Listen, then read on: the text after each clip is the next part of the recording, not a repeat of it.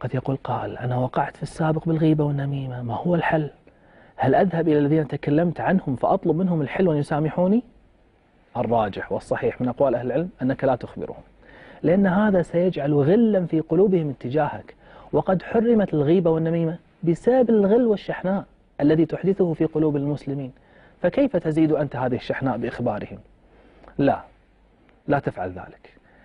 قد يقول قائل: ماذا عن حسناتي؟ أخشى أن يأخذوا من حسناتي يوم القيامة مقابل الغيبة والنميمة التي وقعت مني. لا تخف، يوجد حل ذكره العلماء.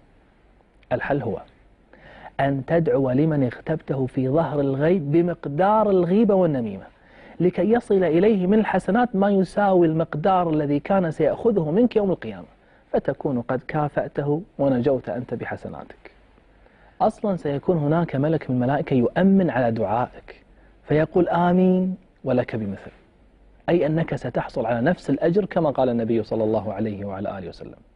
وحاول أيضا أن تمدح هذا الشخص الذي اغتبته بما هو فيه على الحقيقة عند نفس الأشخاص الذين اغتبتهم عنده، لكي تصحح من خطأك.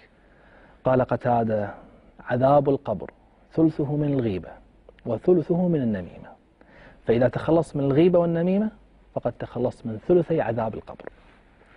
أسأل الله أن يحفظ ألسنتنا، وأن يجعل قبورنا روضة من رياض الجنة، وأن يجعلنا من أهل الفردوس الأعلى.